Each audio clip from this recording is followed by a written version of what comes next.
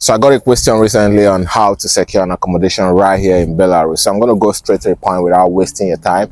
Yeah, basically to secure an accommodation here in Belarus, there are some steps you need to follow, and we use a general website for securing apartment and accommodation here in Minsk City, Belarus. So basically how it works is that the landlords or the landladies or the agents per se, they publish this apartment on the website called kufa.by, or they can also use onliner.by at times, and some of them also have telegram groups that you can join where they post available apartments daily. So basically how this works is these landlords or landladies publish this apartment on the website, and then they put the price tag, they put the description, they put the kind of clients they're looking for. Some of them will specify there that it is only for rent to the citizens of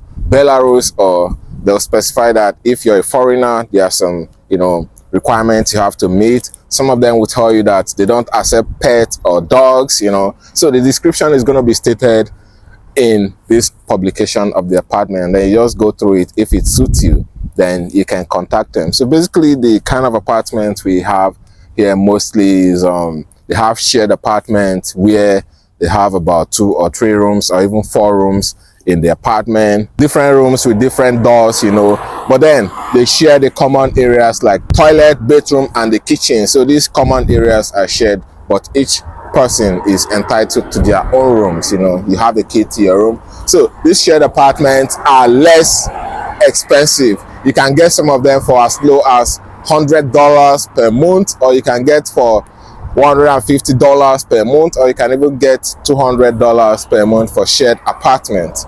Meanwhile, we also have 1-room apartment with just 1 room, a kitchen and toilet and bedroom, and some of them have like a balcony, a corridor or something.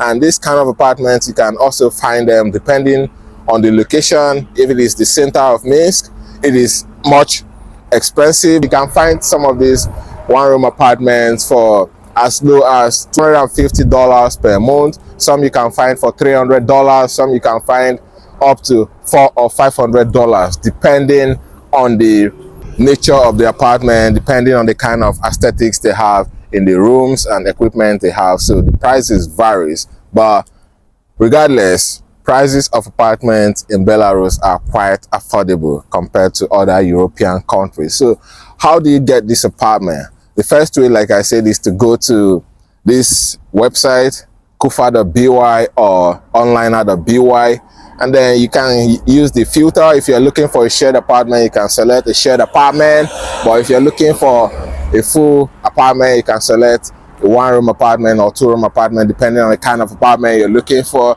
And then you can select the area, the particular area you want this apartment in Minsk. And also you can use the price range filter. You can select from $150 to $300 depending on your budget, and then all the listings or all the apartments within this range are going to pop out, and you see all of them. You just go through, select the ones you like, then click on it. You can read the description. If it suits you, you can call the owner, the landlord directly, or you can send them a message on this website and they're going to respond to you. But some of them will also specify there that they don't respond to messages, so you have to call.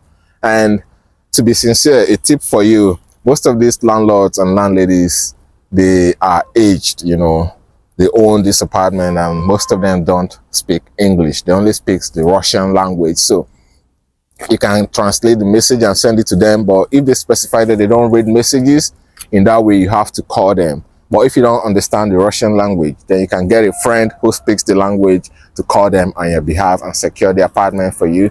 But most times, some of them don't want to deal with people they don't understand the language, because they want to have communications with you in the Russian language. So it becomes a minus if you're a foreigner and you don't understand the language. On the other hand, there are also agencies who are specialized in renting apartments to foreigners, so these agencies will just contact the landlords or the landladies, secure this apartment and post it online, and then you can contact this agent But all the agencies, they have agency fees. Some of them, their agency fee is $100. Some of them will tell you to pay half first, pay 50, like an advance payment. And once they secure the apartment for you, you can give them your agency, your full agency commission, you know. And some of them will tell you it's $150, depending on the agency that you're contacting. But then again, while contacting these agencies to secure an apartment for you, you have to be careful. I'm saying that because of numerous experiences I've had, and my friends also, they've had some terrible experiences with these agencies in such a way that, first of all, they're going to tell you to sign the contract, you know, pay the rent. Some of them are going to cajole you to pay the rent actually before taking you to see the apartment.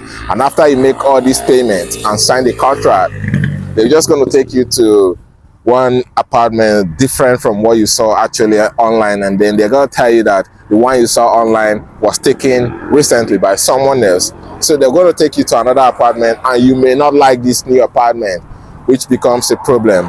And then getting a refund from them becomes a problem also, speaking from experience actually. So it is better to check these apartments before paying the full rent to these agencies. It will save you a lot. So basically, this is how to secure an apartment here in Belarus.